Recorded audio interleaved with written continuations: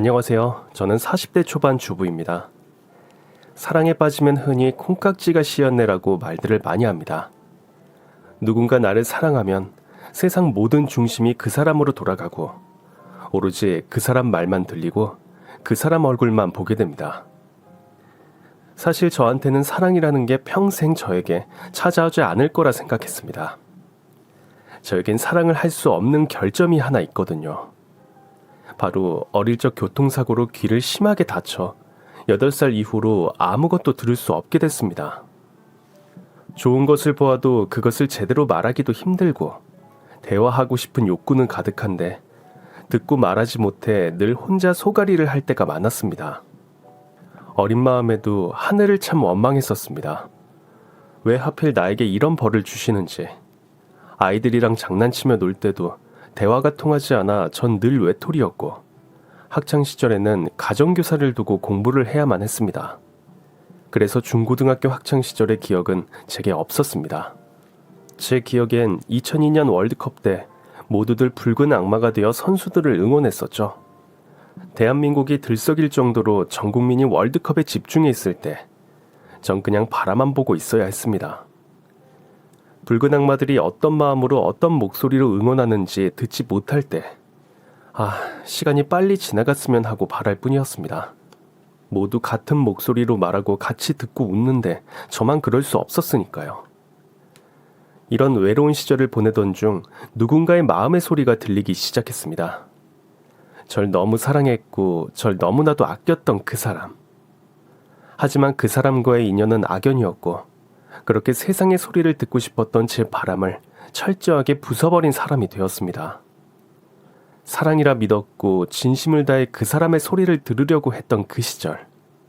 이제는 까마득한 과거의 일이지만 전 아직도 그때 그 시절을 생각하면 종종 악몽을 꿉니다. 이 악몽 같은 기억을 털어내고 싶었습니다. 그래서 용기 내 글을 쓰게 됐고 여러분께 제 이야기를 들려드리려 합니다.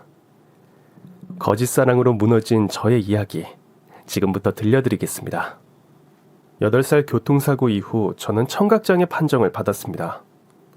횡단보도를 건너고 있는데 트럭이 신호위반을 해 전 크게 다쳤고 귀에 큰 손상을 입어 더 이상 들을 수 없는 삶을 살아야 했습니다. 부유한 집안의 외동딸로 자라 엄마 아빠는 제 귀 치료를 위해 백방으로 뛰어다니셨지만 별 효과는 없었고 귀를 수술하게 되면 뇌에 영향을 준다는 말을 듣고 부모님은 그냥 제가 살아있는 것만으로도 감사하다고 생각하셨습니다. 저는 그냥 들리지 않는 세상에서 제 삶에 만족하며 살아야겠다는 저만의 생활을 개척해 나갔습니다. 저는 대학에 들어가 특수교육을 전공해 저와 비슷한 삶을 살아가는 장애인들을 위해 봉사도 하고 그들을 가르치는 일을 했습니다. 제가 제일 잘하는 건 수어였고 들리지도 않으니 말도 어눌해서 가급적 외출을 자제했습니다. 저는 매주 청각장애인 재활센터를 찾아가 그들에게 공부도 가르치고 함께 생활하며 봉사활동을 시작했습니다. 그곳에서는 그 어느 누구도 저를 이상하게 바라보지 않았고 저는 그들과 소통하면서 답답한 마음이 뚫리는 듯 봉사활동을 하게 되면 오히려 제가 힐링을 하고 오는 느낌이었죠.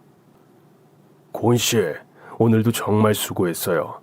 많은 분들이 고은 씨가 와서 너무 좋대요. 정말요?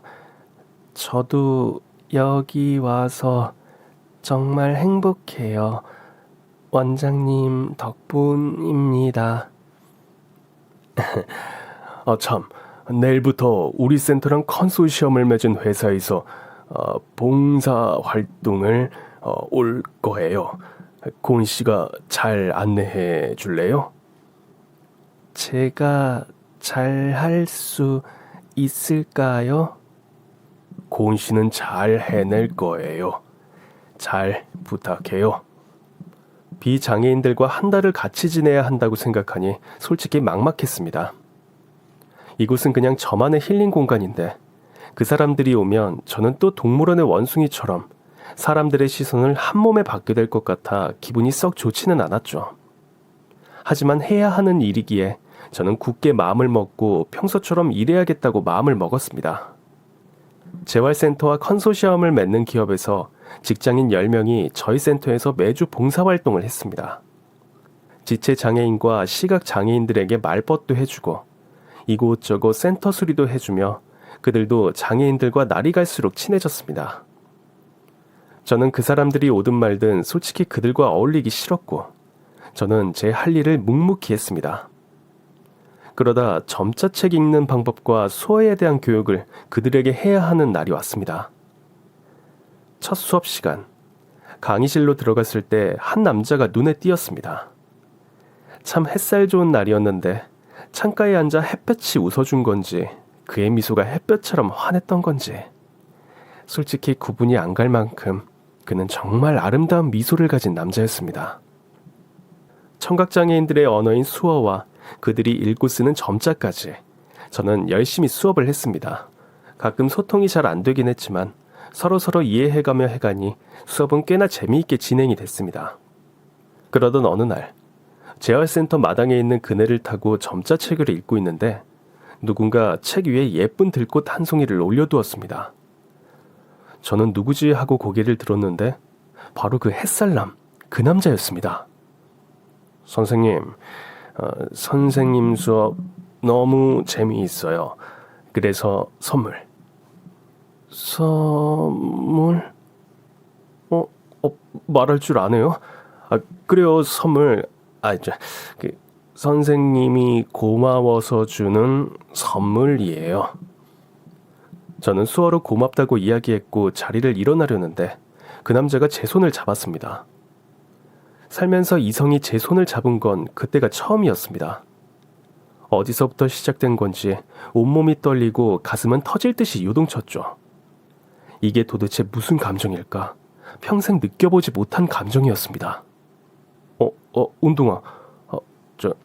운동화끈 풀어줬어요. 잠깐만요. 그는 제 운동화끈을 아주 단단히 메어주었습니다. 세상에 벽을 치고 제 인생에는 이성과의 사랑이란 건 없다 생각하고 살아갔는데 이 남자 정말 욕심이 날 정도로 멋진 남자였습니다. 저 최동우 이름 기억해 주세요. 고은 선생님. 동우 씨. 꼭 인어공주가 된 기분이었습니다. 좋아한다.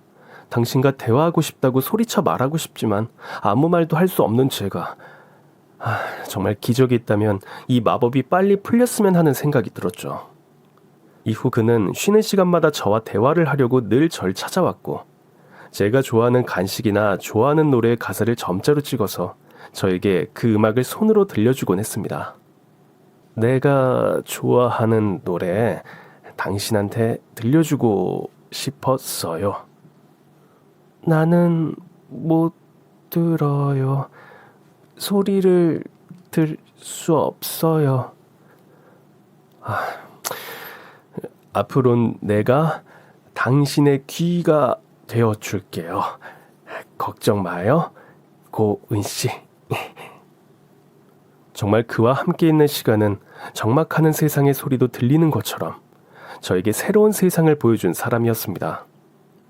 그리고 누구보다 청각장애인을 이해하고 그들과 소통하기 위해 수어 공부도 열심히 했죠. 야야야, 내 말이 맞지? 응? 그걸 어떻게 물어보냐. 아직은 기다려야지. 내가 거길 갔었어야 했는데 이 나쁜 놈을 보내가지고. 이미 나한테 넘어온 것 같아. 계획대로 말이야. 아마 정 회장 자기 딸 데려간다고 하면 간이고 쓸개고 다 빼줄걸? 부럽다 최동우. 김치국부터 마시지 마라. 일 그르친다. 이야기하고 나도 이 지겨운 회사 떠야지. 지긋지긋해. 전혀 몰랐습니다. 그가 저에게 계획적으로 접근했다는 사실을요. 저는 완전히 그에게 콩깍지가 씌어 있었고 그가 하는 말은 모두 믿었습니다. 결국 그는 그가 목표로 한 것을 이루기 위해 저에게 프로포즈를 했습니다.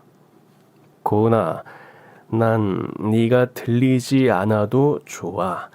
그리고 네가 말하지 않아도 이해해. 그래서 난 널 사랑하려고 해.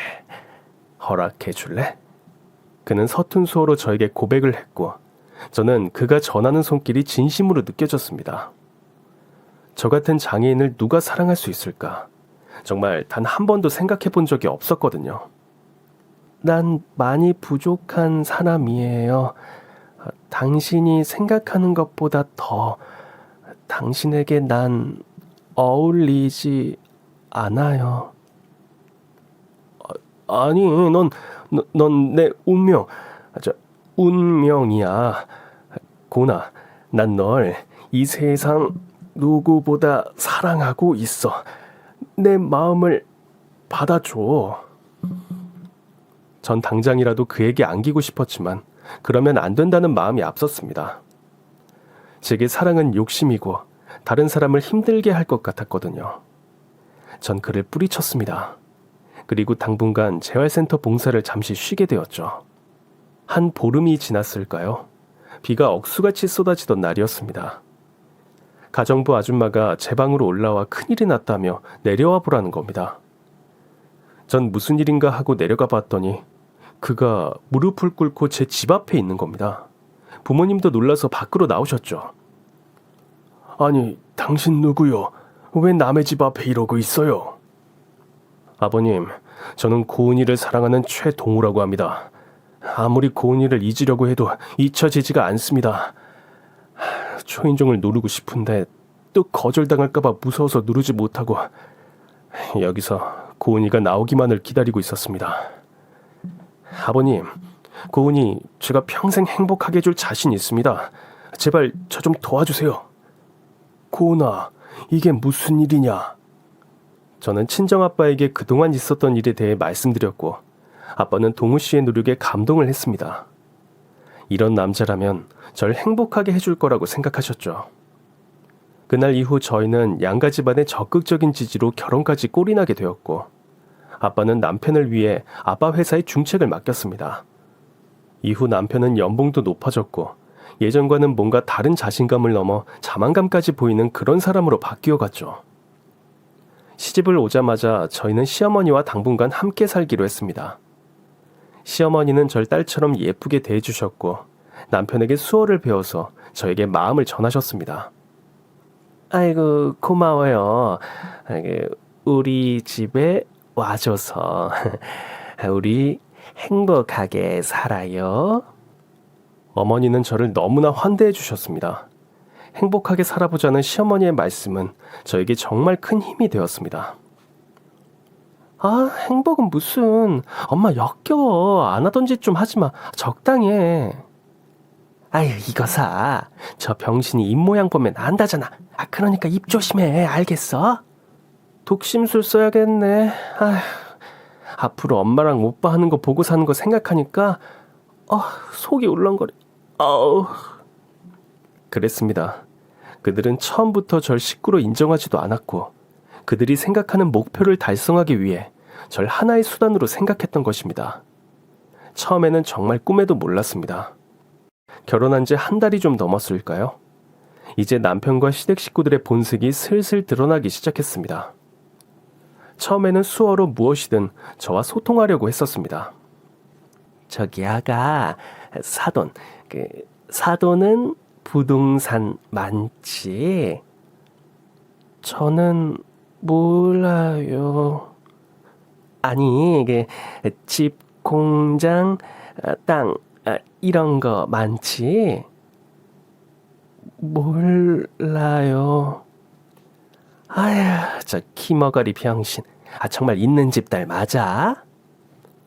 엄마, 내가 저 병신이라도 말 안 하겠다. 그리고 저 병신이 뭘 알겠어. 집에서 주는 밥이나 먹고 그냥 숨만 쉬는 거지. 밥? 아가씨 배고파? 아니, 언니 배고플까봐 내 걱정 마요. 우와, 엄마, 나 식은땀 난 거 봐. 밥이라고 했다고 알아듣네? 그렇다니까. 그러니까 말을 할 때도 저 병신 앞에선 그냥 웃어. 입 크게 벌리지 말고 말해. 늘 저와 눈만 마주치면 웃어주던 시어머니와 시누이라서 전 저에 대해 이렇게 생각할 줄은 꿈에도 몰랐습니다. 하지만 남편이 출근을 한 뒤 시어머니와 시누이의 독심술은 제게 의심을 사기 시작했죠. 엄마, 나 저 병신밥에다가 소금 좀 뿌렸어. 아야, 저게 빨리 없어져야 하는데 소금으로 되겠냐? 독이라도 있으면 당장 뿌렸겠다. 아휴, 가서 밥이나 먹자. 전체 밥에 소금을 뿌린 사실도 모르고 밥을 먹었습니다. 그런데 밥이 입에 들어가는 순간 제 입맛이 잘못된 건지 의심을 했습니다. 너무 짜서 먹을 수가 없었습니다. 제가 너무 놀라서 밥을 뱉어버리자 시어머니와 시누이는 그런 저를 보며 웃으며 밥을 보란듯이 맛있게 먹었습니다. 언니, 왜? 맛 없어? 우린 맛있는데? 아이고, 우리 며느리가 식성이 까다롭네. 엄마, 저 병신 표정 좀 봐. 완전 썩었어. 다음에는 흑미밥 해다가 모래를 확 뿌려야지. 그것도 볼만하겠다. 둘은 저와는 달리 밥을 맛있게 먹으며 제가 알아볼 수 없도록 입모양을 작게 해 자기들끼리 이야기하며 절 보고 깔깔 넘어가는 것이었습니다. 말이라도 할 수 있었으면 당장이라도 왜 이런 장난을 쳤냐고 묻고 싶었지만 수어는 말을 전달하는 데 있어 감정적인 표현을 하는데 한계가 있었기 때문에 저는 그냥 참았습니다. 하지만 분명히 느낀 건 시어머니와 시누이가 절 예전처럼 대하지 않는다는 것이었습니다. 전 남편이 퇴근하고 돌아오자마자 수어로 오늘 있었던 일에 대해 이야기했고 남편을 붙들고 너무 속상하다고 울면서 손짓으로 이야기했습니다. 그런데 남편의 반응은 생각했던 것과 정반대였습니다. 남편의 표정은 짜증 그 자체였습니다. 그리고 남편이 무슨 말을 하는지 입모양을 봤습니다. 아유, 등신 같은 게 꼴값을 떠네. 에이, 열받아. 씨. 여보, 뭐라고? 그냥 네가 이해하라고. 알겠어? 아유, 속 터져. 집에 들어오기 싫다 진짜. 남편은 이해하라는 말과 짜증이 가득한 표정만 남기고 거실로 나가버렸습니다. 사랑 하나만 믿고 제 인생에 없을 것 같은 사람이다 생각했는데 제가 처음 본 햇살남은 이제 어디에도 없었습니다. 다시 더 깊은 정막에 빠진 것처럼 저는 두려웠습니다. 앞으로 또 어떤 일이 일어날지 말이죠. 아침에 일어나면 저는 남편의 출근 준비를 해주는 게 제 삶의 낙이었습니다. 하지만 그건 신혼 초 잠깐뿐이었고 제가 넥타이를 매주면 그렇게 좋아하던 남편은 이제 무슨 벌레 보듯 제 손이 닿는 것 자체를 혐오스럽게 보기 시작했습니다. 아이씨, 자꾸 받아주니까 완전 기어오르네. 분수를 알아야지. 여보, 내가 잘못한 거 있어요? 남편은 이제 더 이상 수어도 쓰지 않았고 그냥 표정으로 모든 걸 말했습니다. 난 이제 네가 싫다라고 말이죠. 정말 이유를 몰랐습니다. 저 아니면 안 된다던 사람이 이제 저라서 안 된다는 사람으로 변해버렸으니까요. 저는 날이 갈수록 혼자 방에 있는 시간이 길어졌고 제가 밥을 먹든 말든 식구들은 신경 하나 쓰지 않았습니다. 하루는 너무 배가 고파 거실로 나갔는데 남편과 시어머니 그리고 시누이가 텔레비전을 보며 깔깔거리고 웃고 있더군요. 전 부엌으로가 밥을 차리려고 했는데 갑자기 시어머니가 와서 제 밥을 차려주겠다며 저는 앉아만 있으라는 겁니다. 전 또 왜 이러나 의심부터 들었습니다. 시어머니는 밥을 차려주고 남편과 시누이를 불러 한 식탁에 앉아 제가 밥을 먹는 것을 턱을 괴고 쳐다봤습니다. 모두 웃고 있는데 마치 그 웃음은 먹잇감을 앞에 둔 사자와도 같았죠. 결국 저는 그들의 웃음이 무슨 의미였는지 단번에 알게 됐습니다. 맛있어? 네. 밥은 진짜 잘 처먹는단 말이야. 야, 조용히 해. 네가 이야기해. 난 손으로 이러는 거 이상해. 네가 잘하잖아. 해봐. 고은아. 응? 장인어른, 돈, 사업, 자기가 잘 알지? 나 몰라. 그럼 네가 아는 것만 이야기해봐. 용인 별장, 그리고 경기도 땅, 그리고 서초동 아파트. 그니까 이거 돈 너네 집에 얼마 있어? 전 그동안 저와 수어로 소통하지 않던 남편이 돈이라는 수어를 제 눈에 들이대고 얼마 있냐고 물어보는 그 모습에 가슴이 찢어질 듯 아팠습니다. 절 그냥 돈으로 본 것입니다. 전 아주 똑똑히 그들에게 제 손짓으로 제 입장을 전달했습니다. 저희 집이 부자인 건 사실입니다. 하지만 그 재산은 부모님이 노력해서 일구신 겁니다. 전 부모님 재산과 아무런 관련이 없습니다. 저한테 재산은 없습니다. 친정 아버지가 남편에게 중책을 맡기고 연봉을 올려준 것은 남편이 능력이 있어서입니다. 제가 아버지의 딸이라고 해서 그런 혜택을 누리는 건 아닙니다. 아유, 저거 뭐라는 거야? 내가 돈을 그냥 달라는 게 아니야. 지금 돈이 필요해서 그래. 언니, 내 입 봐요, 내 입. 내가 시집도 가야 하고 취업도 안 되고 커피숍을 차리려고 한다고요. 그러니까 돈 좀 줘요. 언니 집은 부자잖아. 돈. 세 사람에게 모두 돈이 필요한 이유는 참 가지가지였습니다. 신우이는 취업하기가 힘든 건지 아니면 안 하는 건지 커피숍을 차리고 싶다고 하고, 시어머니는 갑자기 안 아프던 허리가 아파서 병원비가 필요하다 하고, 남편은 아버지 사업을 더 확장하고 싶어서 개인 사업을 하고 싶다는 것이었습니다. 지금 생각해보면 제가 정말 병신이었나 봅니다. 그렇게 간절히 돈 하니 저도 이 가족의 일원이니 도와줘야겠다는 생각을 했습니다. 결국 어렵게 친정 아빠에게 말씀을 드렸고, 친정 아빠는 아무것도 묻지 않은 채 시댁에 도움을 주셨습니다.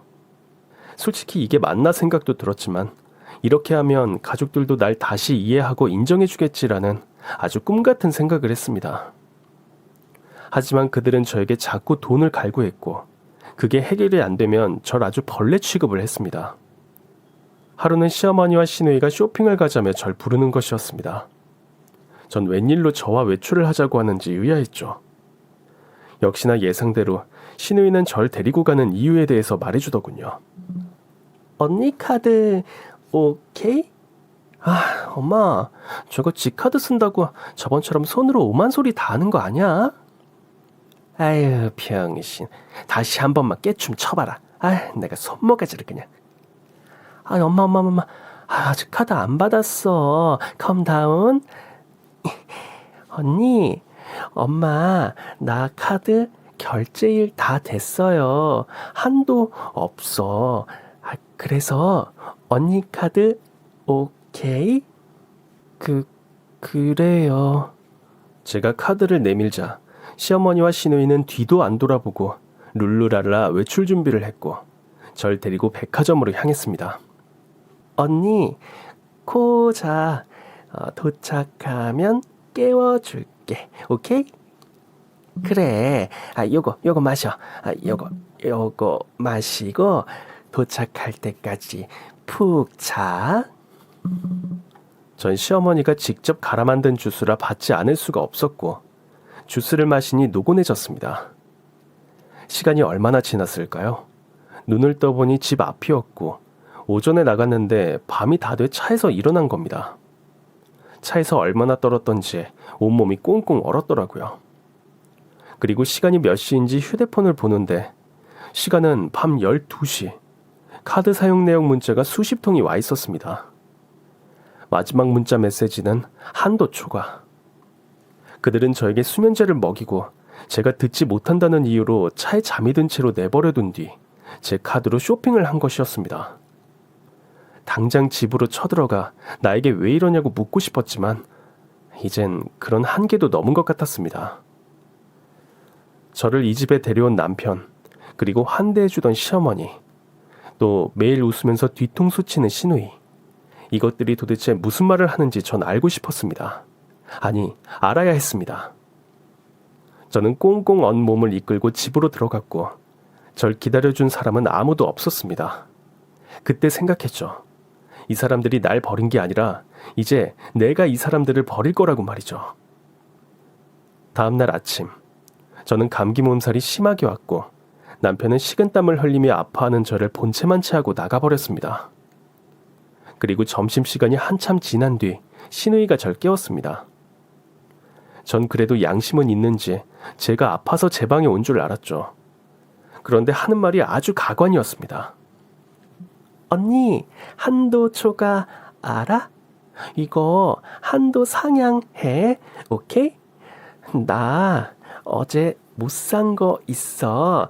오늘까지 오케이? 오케이는 무슨 오케이? 전 저게 정말 미치지 않고서야 저런 말을 하나 어이가 없었습니다. 더 이상 이 집에 있다가 돈 못 준다고 말하면 저 사람들이 저한테 무슨 짓을 할지 별별 생각이 다 들었습니다.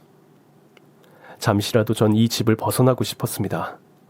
전 감기 몸살이 심해 친정에 다녀온다고 이야기했고 가방을 급히 싸 친정으로 갔습니다. 친정아빠는 무슨 일이냐며 걱정하셨지만 저는 차마 이야기할 수가 없었습니다. 제 잘못된 선택으로 인해 부모님이 상처받으실까봐 너무 죄송하고 부끄러웠거든요. 전 친정에 오자마자 다시 들을 수 있는 방법이 없을까 많은 병원에 문의를 했습니다. 그리고 어린 시절 뇌 손상 때문에 포기해야만 했던 수술이 이젠 가능하다는 전문의의 소견을 듣고 저는 인공와우 수술을 결심했습니다. 수술을 한다고 해서 금방 모든 것이 뚜렷하게 들리는 건 아니에요. 서서히 좋아질 거고 또 너무 소리에 신경을 쓰다 보면 귀에 더 손상이 갈 수도 있고요. 제일 걱정인 건 현재 환자 건강 상태가 그렇게 좋지 않은데 5시간이라는 수술을 견딜지 그것도 걱정입니다. 할 수 있어요. 전 꼭 해야만 해요. 듣고 싶은 이야기가 있어요, 선생님. 저 좀 살려주세요. 제발. 제 바람이 통한 걸까요? 저는 수술을 할 수 있는 기회를 얻었고 수술 날짜를 잡고 그날이 오길 기다렸습니다. 사실 전신마취에다가 장장 5시간이라는 수술 시간을 견디려니 정말 무서웠습니다. 수술대 위에 누워 생각했습니다. 늘 내 귀에 닿는 소리들이 날 깨우고 날 웃게 하며 날 행복하게 했으면 좋겠다는 생각을요. 하지만 지금 이 선택이 더 나은 세상을 위한 선택이기에 앞서 남편과 시댁 인간들의 복수를 위해 수술을 결심했다는 제 자신이 정말 너무 절망스럽고 불쌍하기까지 했습니다. 그들의 소리가 들릴 때 저는 또 얼마나 절망감에 빠질지 두려웠거든요. 수술은 성공적이었고 2주 동안 저는 붕대를 감고 친정집에 있었습니다. 친정 부모님은 다시 제가 소리를 들을 수 있다는 기대감에 몹시 기뻐하셨습니다. 아휴, 우리 딸 어릴 때 아빠 목소리 기억나지? 이제는 아빠도 나이가 들어서 목소리도 늙었다. 이제 우리 딸 목소리 제대로 듣고 아빠도 우리 딸한테 너를 얼마나 사랑하는지 살아가는 동안 많이 들려줄게. 수술 잘 견뎌줘서 고맙다, 우리 딸. 아빠는 제가 어떤 선택을 해도 제 편이 되어주실 거죠? 물론이지. 왜? 뭐 갖고 싶은 거 있어? 아님 가고 싶은 데라도? 아니요, 아빠. 제가 소리가 들리면 가장 먼저 해야 할 일이 있어요. 만약에 그 일이 잘 되든 못 되든 아빠는 제 편이 꼭 되어주세요. 꼭이요. 무슨 일인데?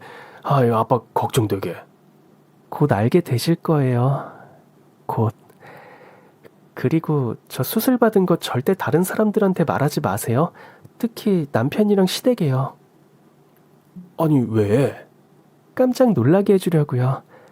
그동안 제가 들리지 않아서 불편하셨을 건데 아주 깜짝 놀라게 해주려고요. 그럼아. 얼른 쉬어. 사랑한다, 우리 딸. 사랑한다는 말을 정말 오랜만에 들어보는 것 같았습니다. 그것도 생생한 아빠의 목소리로. 전 2주 동안 감고 있었던 붕대를 풀었습니다. 붕대를 푸니 세상의 소리는 더 환하게 들렸고 앞으로 제가 해야 할 일이 더 뚜렷하게 보이는 듯 했습니다. 보청기는 아니지만 자세히 보면 귀에 표시가 나요. 그 점은 알아두시고 당분간은 절대 충격을 받거나 부딪히는 일이 없도록 하시면 더 잘 들리실 거예요. 고맙습니다, 선생님. 저는 곧바로 시댁으로 향했습니다. 시댁 식구들과 남편은 제가 수술한 건 꿈에도 모르고 제가 들어오니 늘 그랬듯 절 지나가는 똥개 보듯 바라봤습니다. 저는 잘 다녀왔다고 가볍게 인사를 하고 방으로 들어가는데 시누이와 시어머니가 하는 말이 절 순간 얼음으로 만들어버렸습니다. 저거 왜 친정 간 거야? 에휴, 감기 몸살 났다고 유난을 떨잖아. 아이고, 꼴 보기도 싫고 네 마음대로 하라 했지 뭐. 기머거리 등신인데 뭔 말을 하고 뭘 듣겠어. 그냥 친정 가고 싶어서 머리 쓴 거지. 에휴, 차라리 잘 됐지 뭐. 저거 눈앞에 없으니까 내가 속이 시원하더라. 저 병신 같은 거 돈만 없었으면 당장 쫓아낼 텐데. 아휴, 답답해 죽겠어. 저는 뒤돌아서서 시어머니와 시누이가 하는 말을 못 들은 척 그들이 말하는 기머거리 병신 행세를 했습니다. 하지만 저런 말을 듣고도 참아야 한다는 게 정말 힘들었습니다. 이제껏 저는 절 보고 병신이라고 한 줄 모르고 변신이라는 말로 알아들었지 뭡니까? 앞으로 저들이 하는 악독한 말들을 제대로 들을 걸 생각하니 정말 피가 거꾸로 솟았습니다. 예전처럼 저녁을 먹고 전 과일을 깎아서 거실로 갔습니다. 전 과일을 하나 포크에 꽂아 시어머니한테 드렸습니다. 어머니, 드세요. 아휴, 얘는 자꾸 나보고 어머니라 그랬다가 어머니라고 그랬다가 아주 치멋대로야. 야, 안 들리면 저렇게 말해도 되냐? 말이라도 제대로 해야 할 거 아니야. 아휴, 너도 드세요. 응? 네, 저도 맛있게 먹겠습니다. 완전 웃겨. 처먹으라고 하니 맛있게 먹겠대. 정말 볼 때마다 웃겨. 아이, 그만 웃어. 자꾸 웃으니까 우리 입모양 보는 것 같잖아. 난 너 그럴 때마다 조마조마해 죽겠어. 그나저나 너 일은 어떻게 돼가는 거야? 일? 저는 일이라는 말에 준비해뒀던 휴대폰 녹음 버튼을 몰래 눌렀습니다. 그런데 하고 있어. 조금만 기다려. 사람 죽이는 게 쉽나 어디. 저가 보험은 빵빵하게 들었을 거 아니야.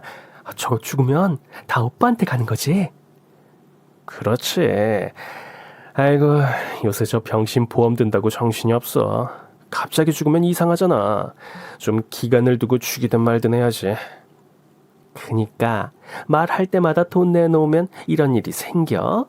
자업자득이야. 돈 이야기만 하면 난리를 치니. 아유, 있는 것들이 더해. 그리고 병신 같은 것들이 뭐라 하면 죽 짜고 덤벼든다니까. 엄마 슈슈. 그 입 좀. 그리고 오빠 너 혼자 들고 튀면 죽는다. 알지? 네가 한 게 뭐 있다고 침을 흘려. 콩고물이라도 받아 먹으려면 가만히 있어. 계획이 다 있으니까. 어떨 땐 그냥 종이에다 휘갈겨 써서 어서 나가서 죽어버리라고 쓰고 싶다니까. 저 물건만 보면 속이 답답해 죽겠어. 아휴, 나도 이러다 귀머거리 병신 되겠다. 아휴. 시댁 식구들이 말한 일이란 절 죽이고 보험금을 타먹는 것이었습니다. 그리고 어떻게 하면 절 잘 죽여서 사고사로 위장할 건지 이제껏 온통 그 이야기를 해왔던 것입니다. 사랑이라는 달콤한 거짓말로 날 속이고 이제는 죽이려고 하는 짐승만도 못한 인간들. 전 이것들의 목소리를 듣자 복수심은 더 불타올랐습니다. 남편은 제가 옆에 있는데도 아주 편하게 절 죽일 계획에 대해 거침없이 말했습니다. 제가 듣고 있다는 사실도 모른 채 말이죠. 그래, 사고사 1억 죽으면 통장에 그대로 꽂아준다니까. 내가 이번 주 주말에 저거 데리고 멀리 나갈 거야. 수면제 준비해서 재우고 음주운전으로 위장하면 돼. 뭐? 의심? 내가 그런 것도 준비 안 했을까봐. 유서 벌써 딱 준비해놨지. 귀머거리 병신으로 더 이상 살기 싫다. 차라리 죽는 게 낫다. 남편한테 미안하다. 어때, 죽이지? 그러니까 걱정하지 말라니까. 그래. 알았어. 주말에 보자. 오케이. 남편은 누군가와 일을 도모해 절 음주운전을 하다 교통사고가 난 것으로 위장해 죽이려는 음모를 꾸미고 있었습니다. 전 그걸 녹음했고 아주 생생하게 들었습니다. 전 남편에게 물었습니다. 오빠, 왜? 나 죽어서, 뭐? 죽어서도 나 사랑하냐고. 아이, 웬 쓸데없는 소리야. 잠이나 쳐자. 아, 진짜. 간 떨어질 뻔했네. 쳐자. 잘 자란 말이 아니라 처자라고 늘 남편은 말해왔던 겁니다. 애초부터 저를 사랑하지도 않았고 아내로도 생각하지 않았던 겁니다. 사실을 알게 된 이상 저도 제 계획을 빨리 서둘러야겠다고 생각했습니다. 다음 날, 전 아주 일찍 일어나 최후의 만찬을 준비했습니다. 오늘로써 이제 저는 이 지옥 같은 집구석을 떠날 거니까요. 아이고, 어깨, 아유, 어제 잠을 잘못 잤나? 이게 무슨 냄새야? 저 병신이 밥을 다 하고, 이게 다 뭐야? 아이고, 반찬을 뭐 이리 많이 했대? 어머니 드시라고요. 너 오늘 말을 잘하네. 어깨 아프시면 파스 붙이세요. 제가 가져다 드릴까요? 어머니, 지수야. 시어머니는 제가 자신의 말을 똑똑히 알아듣고 아주 정확한 발음으로 말하는 것을 보고 놀라 자빠져 버렸습니다. 곧바로 시누이를 깨워 이게 꿈인지 생시인지 확인하려고 달려갔죠. 잠 좀 자자. 새벽부터 왜 이래. 저거 전현, 우리 말 다 듣고 있었어. 다 듣고 있었다고. 뭔 소리야. 저 병신이 뭘 들어. 너 이리 와봐, 얼른. 시어머니는 시누이를 끌고 제가 있는 부엌으로 왔고 시누이는 저한테 다가와서는 이렇게 말하는 것이었습니다. 야, 김어거리 병신 장애인아. 너 내 말 들려? 들려? 들리면 말해봐. 야야야야야야. 거봐, 안 들린다니까. 나 병신 아닌데. 나 사람인데. 너 그동안 날 그렇게 불렀니? 저 병신. 들린다 봐, 엄마. 너 그동안 장애인 행세 한 거야? 우리 속이고? 속여? 누가 누굴 속였는데? 니들이 날 속인 게 아니고? 어머, 당장 통호 불러와, 통호! 시누이는 남편을 찾으러 방으로 갔고 남편은 없었습니다. 엄마, 오빠 없어. 찾지 마. 어젯밤에 우리 아빠한테 불려갔어. 내가 이걸 아빠한테 보냈거든. 들어볼래? 저는 이 인간들이 절 인간 이하로 취급하고 욕하고 절 죽이기까지 하려고 했던 모든 말들을 녹음한 것을 들려줬습니다. 시어머니와 시누이의 얼굴은 하얘졌고 어쩔 줄을 몰라 했습니다. 안 들려도 행복했어. 안 들려도 날 사랑한다고 말할 줄 알았어. 그런데 날 속이고 이용하려고 해?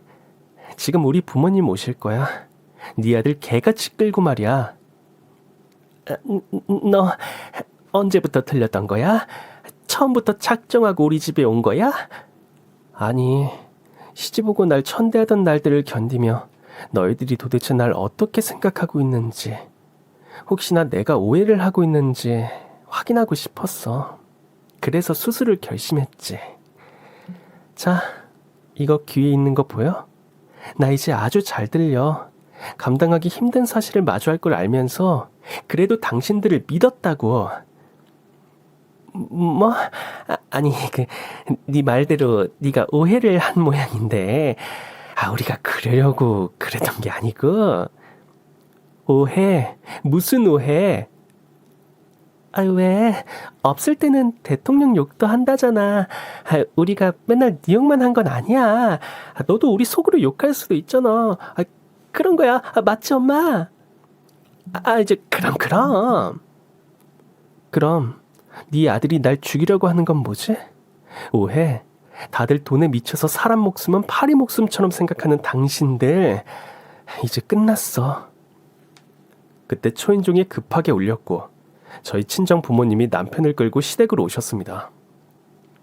친정 아버지는 남편의 멱살을 잡고 그대로 거실 바닥에 던져버렸고, 그 자상하던 아빠의 모습은 온데간데 없고 시댁 식구들을 향해 분노를 퍼부었습니다. 당신들이 인간이야? 난 내 딸이 부족해서 늘 미안한 마음을 가지고 당신들이 원하는 걸 아낌없이 주려고 했는데, 그걸 이용하고 우리 딸 목숨을 노려. 내가 준 돈으로 호의호식하면서 잘 살았지? 이제 그거 다 토해내. 일주일 시간 준다. 다 토해내지 않으면 법이 아니라 다른 방법으로 당신들 아주 잘근잘근 씹어버릴 테니까 알았어 해. 고은아, 얼른 가자. 에휴, 재수없는 것들.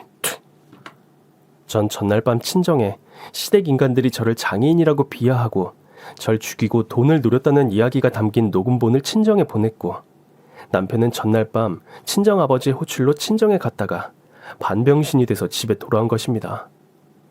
시어머니는 나가려는 제 다리를 붙잡고 울면서 호소했습니다. 아이고 아가, 내가 미안하다. 내가 동우랑 네 신우가 계속 그러자고 해서 난 그냥 장단만 맞춘 거야. 내가 어떻게 널 죽일 생각을 하니. 아유 제발 오해를 풀고. 오해라는 말 이제 그만해. 내가 죽으면 너희들한테 돈이 간다고 생각했어? 아주 상상력이 대단하셔 다들. 내가 죽어도 너네들한테 10원 한 푼도 안 가. 그리고 내 재산 내가 미쳤니? 내가 안 들린다고 해도 너네들한테는 안 뺏겨. 그리고 우리 아빠가 너네들한테 준 돈은 날 잘 봐달라고, 내가 편하게 시집살이 하라고 준 돈이야. 그러니까 내 시중 잘 들라고 준 돈인 거 몰랐어? 돈이라면 똥이라도 먹을 인간들, 돈에 미쳐서 어디 잘 살아봐. 끝까지 거짓말하는 꼴 보니 역겹고 더러워. 이거 놔. 여보, 우리 어렵게 만나고 사랑했잖아. 그날을 기억해봐. 그래, 네가 처음부터 날 타깃으로 잡고 아주 작정하고 연기를 했지. 내가 그 연기력은 인정해줄게. 근데 생각해보니까 너 말고 다른 사람을 고를 걸 그랬어. 네가 하도 거지같이 굽신거리길래 내가 널 선택한 거야, 이 병신아. 아유, 날 보고 뭐라 해도 좋아. 여보, 나 이렇게 다친 거 안 보여? 제발 여보, 당신 친정에서 좀 쉬다 와. 우리는 그동안 반성하고 있을게. 그러니까 장인어른 돈은. 이게 보자니까 진짜 미쳤어? 우리 오빠같이 멀쩡한 사람이 너 같은 병신이랑 결혼한 것도 감지덕지해야지. 어디서 잘난 척이야. 너 수술했다고 정상인 됐다고 착각하지 마. 달라지는 건 아무것도 없어. 네가 기머거리 병신이라는 건 알겠어? 전 신우이의 말에 정말 화를 주체할 수 없었습니다. 그때 생각했죠. 절 골탕 먹이려고 밥에다 소금을 탄 기억이 나더군요. 전 부엌으로 가서 소금을 한 바가지 가져와서 신우이 귀에다 쳐박았습니다. 이제 또 미쳤어. 이거 안 나. 엄마. 너 소금이 더러운 세균 소독해주는 거 알지? 넌 아마 소금밭에 굴러도 네 더러운 정신머리 소독이 안 될 거야. 알아? 그리고 당신들 똑똑히 들어. 아빠가 분명히 말했어. 일주일이야. 아니면 네 동생이랑 네 엄마까지 네 꼴 날 테니까 얼른 돈이나 준비해.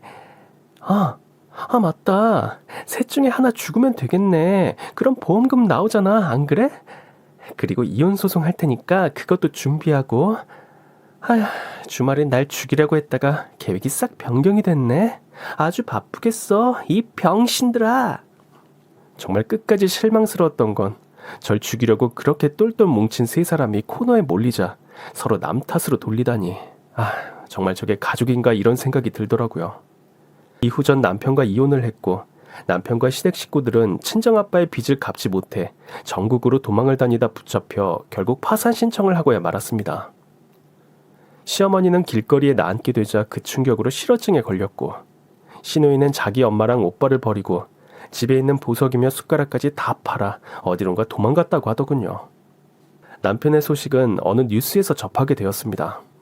어제 저녁 술 취한 노숙자 최 씨가 한 행인과 몸싸움을 벌인 끝에 행인이 휘두른 맥주병에 맞아 그 자리에서 숨졌습니다. 최 씨는 길 가던 행인에게 지갑을 빼앗으려다 행인과 몸싸움을 벌이게 되는데요. 최 씨는 과거 대기업 직장인이었다가 파산 신청을 하고 노숙 생활을 해왔다고 합니다. 결국 길거리에서 개 같은 죽음을 당한 남편. 전 그 뉴스를 보고도 아무런 느낌도 없었습니다. 사랑했던 기억도 날 아껴주던 그 사람의 미소도 아무것도 생각나지 않았습니다. 그런 사람이 있었나? 아주 저 먼 옛 이야기처럼 희미해져 버린 겁니다. 저는 3년 동안 해외여행을 다니며 그동안의 아픈 기억을 잊고 사진을 찍었습니다.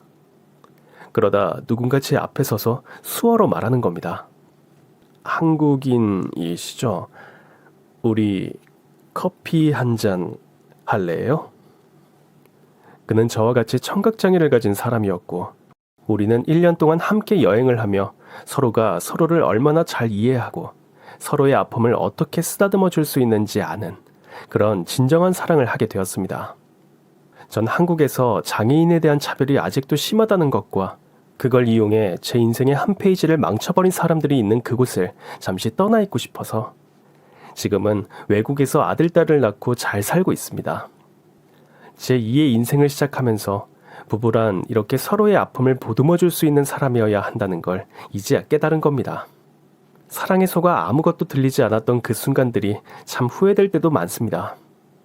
하지만 안 들리던 세상이 다시 들리는 세상으로 바뀌는 날이 오듯 저에게도 지금 사랑하는 가족이 제 곁에 있다는 것만으로도 너무 큰 행운이라 생각하며 감사히 살고 있습니다. 사랑을 수단으로 생각하며 씻지 못할 상처를 남기고 누군가의 인생을 망가뜨리는 사람들.